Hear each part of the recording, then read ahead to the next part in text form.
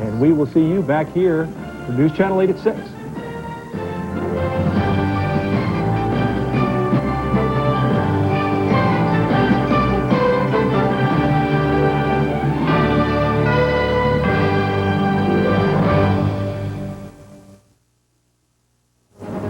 America on alert. Tonight, the war on terrorism. The battleground may be nothing like we thought. Inside the world of high-tech combat. Also, how safe are the skies? The president's new safety plan. The military's power to shoot down hijacked airliners. But who decides when the risk is real? In depth, a look at Osama bin Laden's most trusted lieutenants from the NBC News Terrorism Task Force around the world. And an NBC News exclusive, the other President Bush. We talk about the attacks, the state of the nation, and his son as Commander-in-Chief.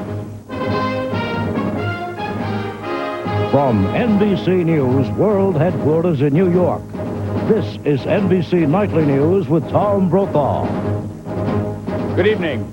Terrorism is an unconventional enemy, and tonight it's becoming increasingly clear the president and his advisors have decided on an unconventional war against not just Osama bin Laden, but the network of terrorists, their money, and their patrons.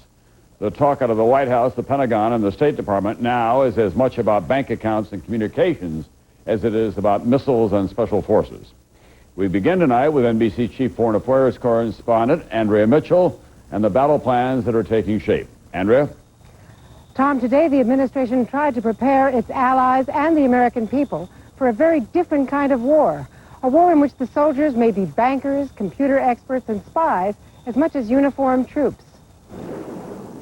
The troops are deploying, but America's military leaders today are lowering expectations for an immediate strike.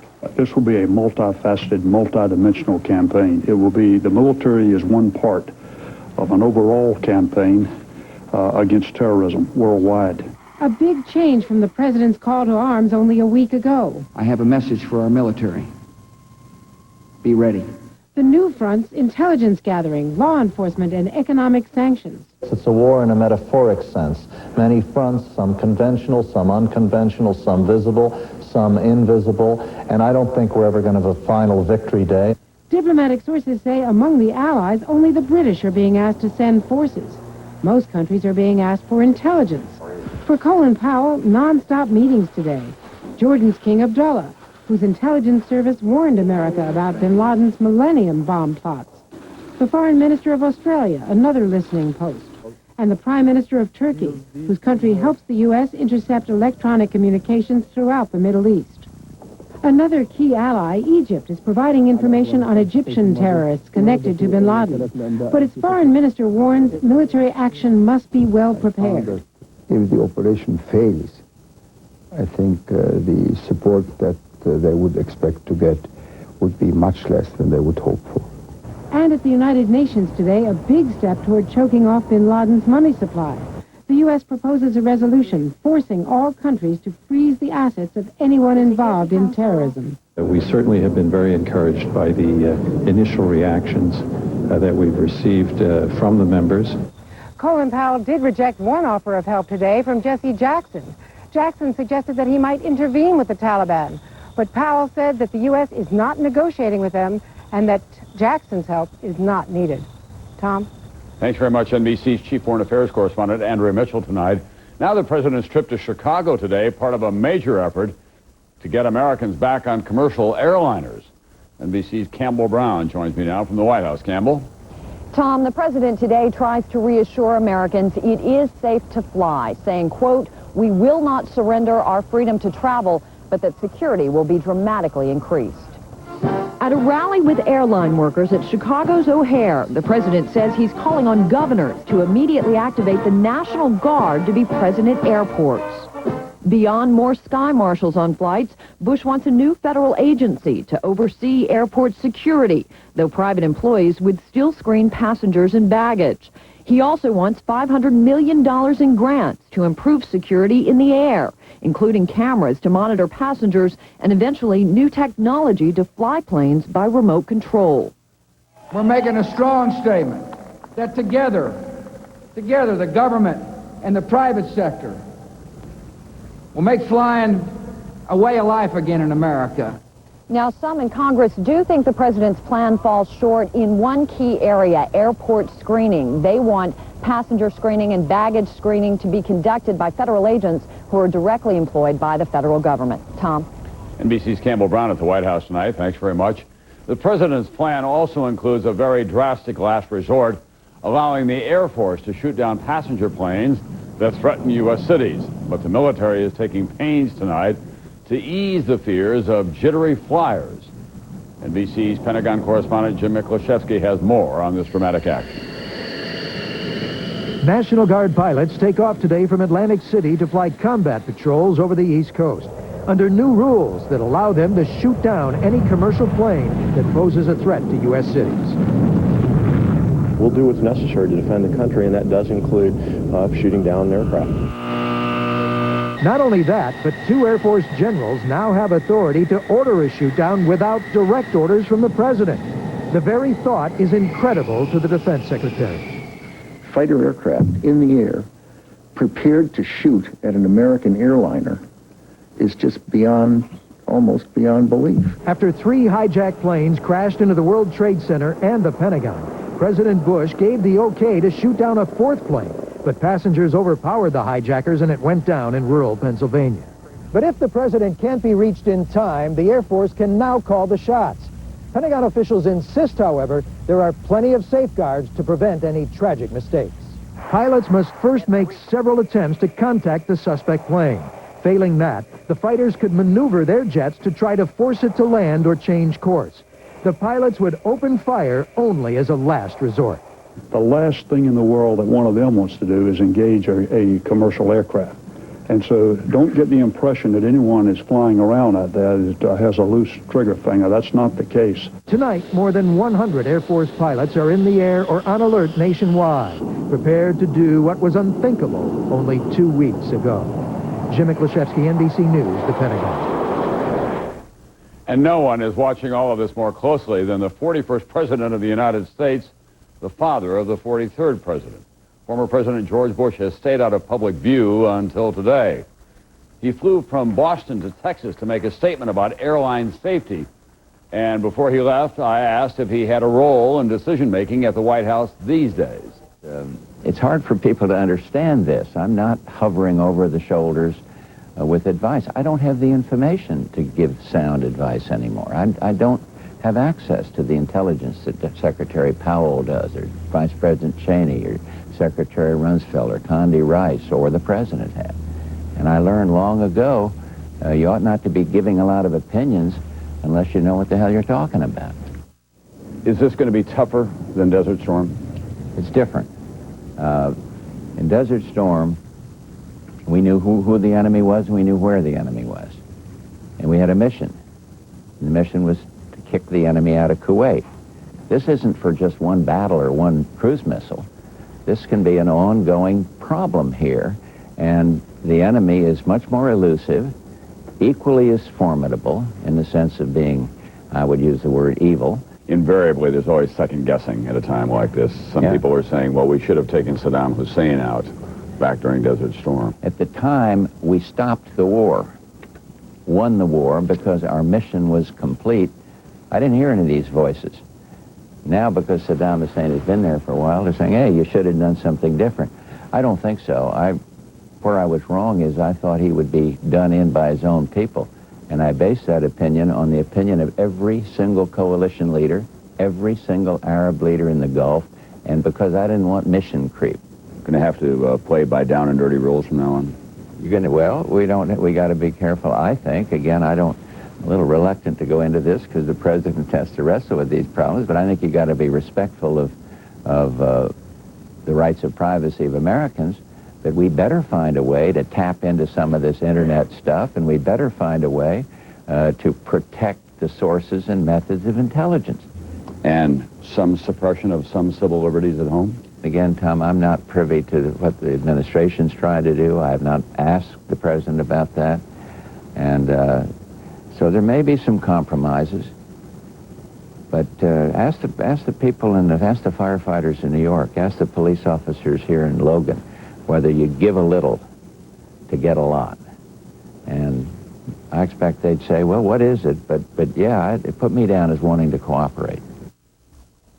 Later, I'll have more of this exclusive interview with former President Bush, the personal side, the personal pride of being a parent of a president. Up next, a comprehensive look at the terrorist enemies beyond Osama bin Laden. Our terrorism task force reports from the Middle East and here at home. Hey, Teddy. Glad you could make it. No problem. Listen, you know how I told you to build all those stores? Yeah? And you know how I told you to staff them with computer experts? Right. Well, now is when we look like geniuses, Teddy boy. How's that? Well, there's a revolutionary new operating system coming out, and where's the best place for people to learn how to use it? Our stores. Bingo.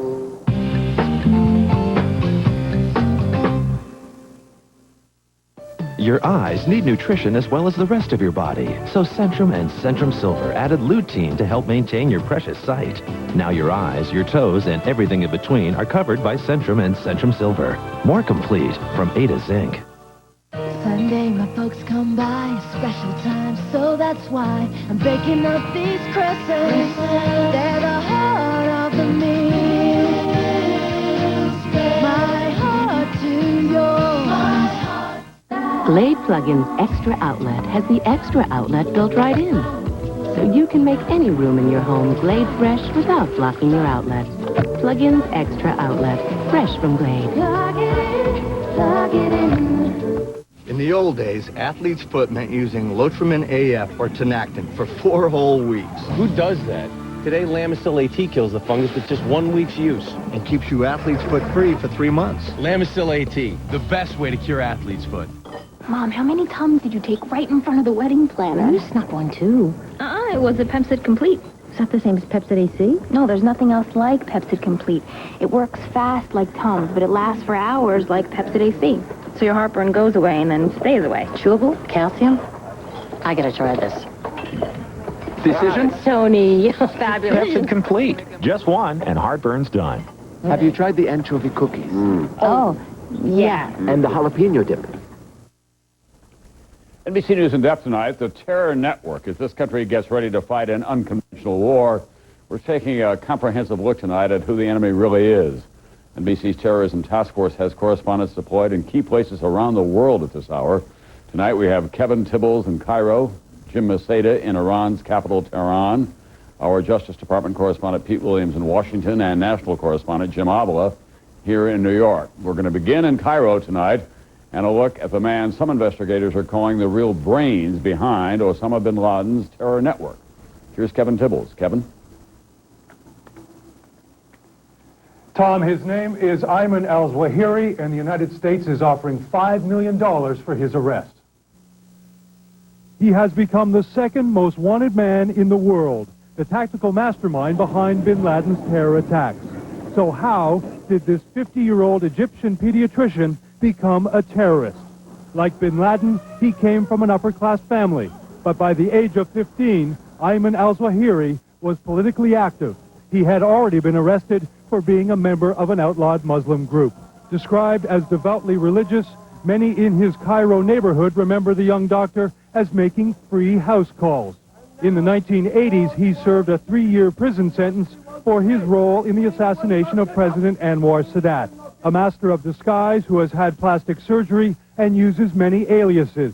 He fled to Europe and then to Pakistan, where he met Osama bin Laden. He resurfaced in the mid-1990s when, as the head of a militant group, the Egyptian Islamic Jihad, he was accused of plotting to kill Egyptian President Hosni Mubarak and sentenced to death in absentia. Disappearing into Afghanistan, he rejoined bin Laden. Zawahiri is a very charismatic and helped expand bin Laden's thoughts and ideas.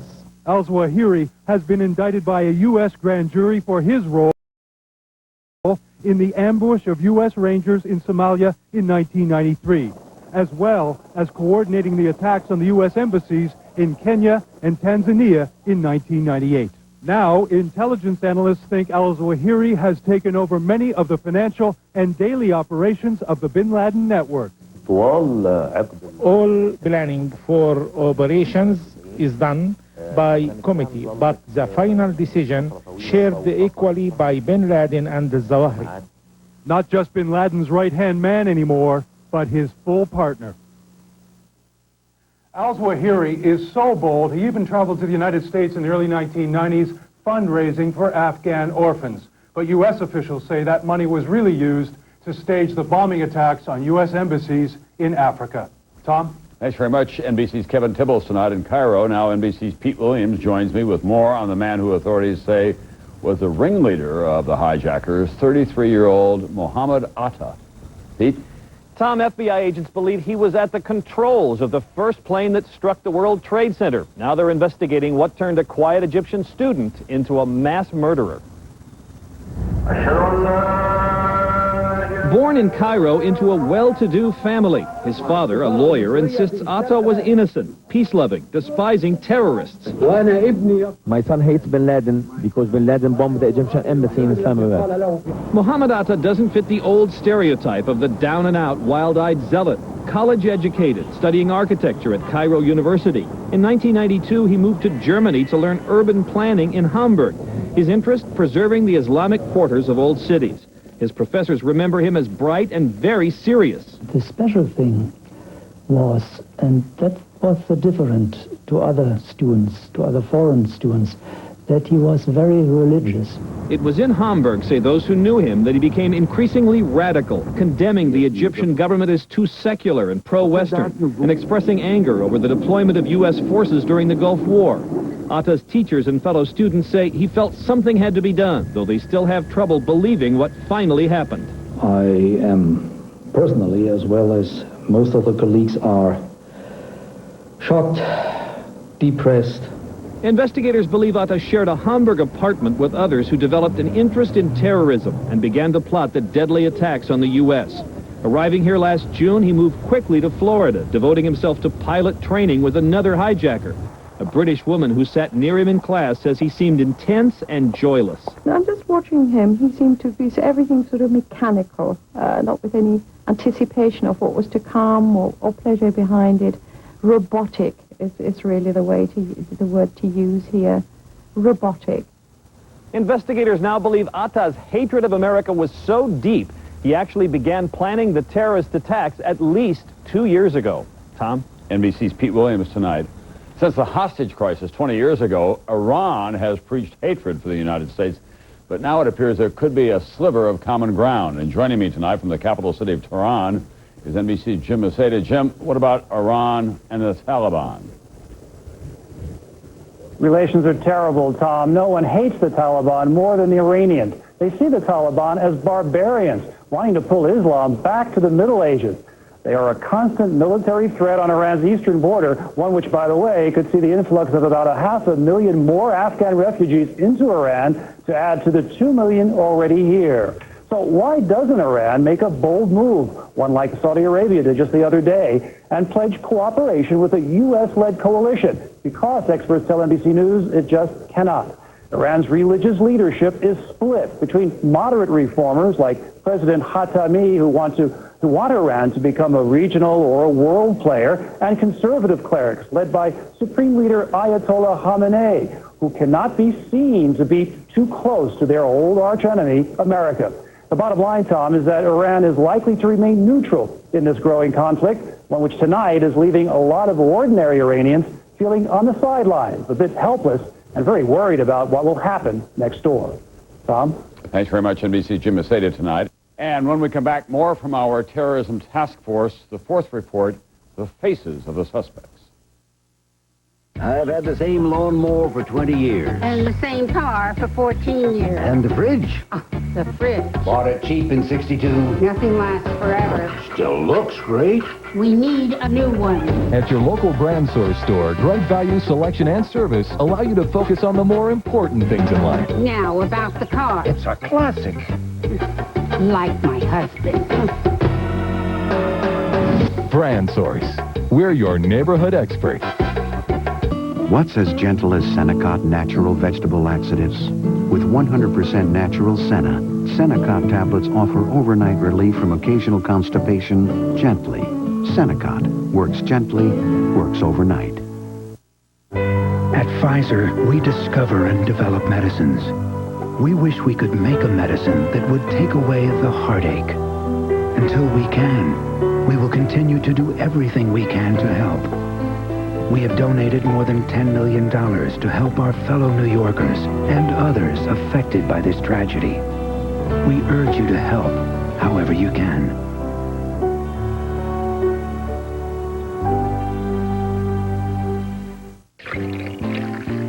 Look at all these wedding gifts. Whoa. What's for lunch? Chicken stars. Condensed soup? I used to eat that too. And then I learned how to tie my shoelaces. You're an adult now. There's a better tasting soup. Progresso Chicken Noodle has tender pieces of all-white meat chicken and bigger slices of hearty vegetables with just the right seasoning. See the difference? This is better. See? Now, about this glass. It's time to go to the better taste of Progresso. Now, the same caltrate that helps fight bone loss may help your colon, too. In a recent study, caltrate helped reduce the risk of recurrence of colon polyps, a risk factor for colon cancer. The same caltrate you take for your bones, now for colon health, too. Hello? Ocean Spray introduces the less tart taste of white cranberry. Great for drinking. Kevin? Even better for spilling. You've never tasted anything quite like white. New white cranberry from Ocean Spray. Brave the wave. Back now with our terrorism task force. NBC national correspondent Jim Avila is here in New York with more on the web of leads coming from the suicide hijackers themselves. Jim? Tom, there are still some questions about the true identities of the men who hijacked those planes. Questions that the FBI is now hoping that the American public can help answer. The faces of terror. 19 young men, 4 death squads. The FBI says responsible for more than 7,000 fatalities. Squad 1 targets the World Trade Center's North Tower. 5 terrorists aboard hijacked American Airlines Flight 11. Mohammed Atta believed at the controls. Squad 2, 18 minutes later, hits the South Tower. On board, another 5 terrorists in command of hijacked United Flight 175. Squad 3 target the Pentagon. A terror cell of 5 armed men hijacks American Airlines Flight 77. Squad 4 ends its suicide mission in a Pennsylvania field. 4 hijackers who lost the struggle with passengers aboard American Airlines Flight 93. Faces America's top law enforcement officers want the country to study in what they call a National Neighborhood Watch, providing 100,000 tips, 200,000 leads, the nation on high alert. We are working hard to identify and locate associates of the hijackers who may pose a threat to this nation. American law enforcement expanding its huge net, asking universities from Rhode Island to California to provide records on foreign students. Several of the hijackers entered the U.S. on student visas. They have asked us for very specific information about certain students as it related to the tragedy. Despite all the law enforcement activity, again, the FBI was quick to warn that there is no specific threat, but the nation should remain on high alert. Tom? Thanks very much, NBC Jim Avila. I'll be back in a moment. More from former President George Bush, his role as father.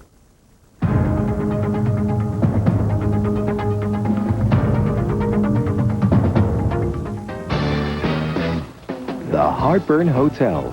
If you suffer persistent heartburn 2 days a week or more, despite diet change and treatment, it may be acid reflux disease. Prescription Prevacid can mean 24-hour relief from acid reflux disease. Prevacid turns off tiny pumps that produce acid. It has a low occurrence of side effects, such as diarrhea, abdominal pain, and nausea.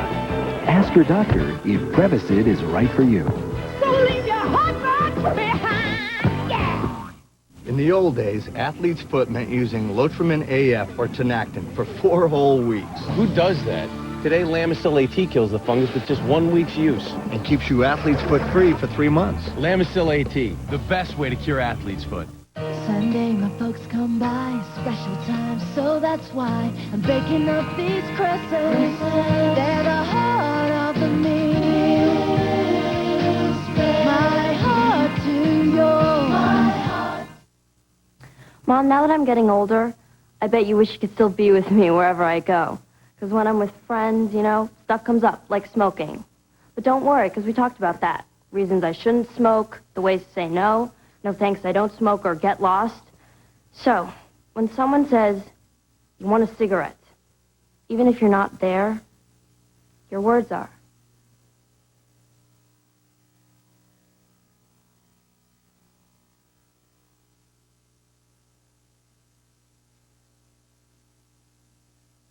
When news breaks, News Channel 8 is there first. 17 students getting treatment right now after some of them fainted at their Washougal, Washington school. From Emmanuel Hospital, there are 5 patients there, and they are in serious condition. For continuing coverage, stay with Northwest News Channel 8, where the news comes first. Because of Emmanuel Children's Hospital, I'm healthy. I'm stronger. I can walk again. Because of Emmanuel Children's Hospital, My heart is better. My sister can play with me again. I can breathe better now. because of Emmanuel Children's Hospital, My brother just turned 9. Because of Emmanuel Children's Hospital. I can play basketball. I'm alive. You survived. Because of Emmanuel Children's Hospital, my cancer went away. It's Toyota clearance time. Clearance happens just once a year, and you'll like the values on the summer's biggest inventory. And right now, you can get super low 4.9% APR financing on the dependable 2002 Corolla. Or you can take home the most trusted car in the world with $500 customer cash. Don't miss this chance to drive away in a Corolla today. Toyota's 2001 clearance, going on coast to coast. Times such as this, especially if you've been the president yourself, tonight for the first time since this crisis began, former President George Bush talks publicly and personally about a father, mother, and their son. As a former president and as the father of this president, as you have watched him over the last couple of weeks, what has surprised you about him? Well, I think the speech he gave to the Congress will live in American history as one of the truly great speeches. But what I'm proud of is the way he's measuring up to this test and the way he's leading and the way he's focused and the way he's determined. And this thing about faith, I mean, this is real for him. This is real. Here's a man that's read the Bible through twice, and it's not to make it holier than thou or not to make a political point.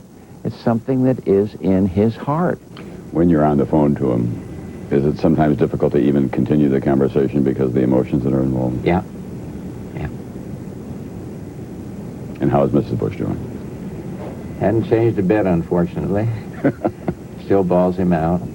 Still worships Laura and her son. She yelled back at the television set? 41, too. Oh, no, she's terrible about the media. Don't bring that up. Oh, gosh, she's outrageous. But wonderful, and people still love her all across the country. We were all so touched when, after he finished that memorable speech at the memorial service and sat down next to you, you reached over and put your hand on him in the most reassuring and affectionate way. What did you and Mrs. Bush say to each other after you saw the speech that many people say is one of the very best speeches that has been given in recent memory? I'm 77, so I'm entitled to shed a few tears. And I got quite emotional at a couple of points. And I didn't want to kind of lose it there, but you just have this overwhelming pride in recognizing at the same time, because I have been president, the enormous problems that any president, but in this case because it's our son, faces. This is a huge challenge for the president and for this experienced team he has around him.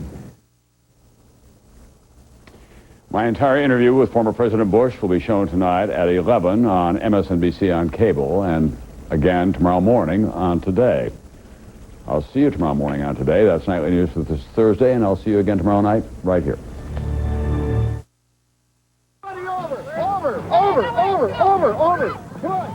Something noxious seeps into a Washington school, forcing a full-scale evacuation and sending 18 people to the hospital. We'll have live team coverage next. Also, President Bush takes to the air and encourages Americans to do the same. A look at some of the changes we can expect at PDX. And Army troops are trucked in to watch over Oregon's chemical weapons depot. How do people nearby feel about that? Find out next on News Channel 8 at 6. From KGW, where the news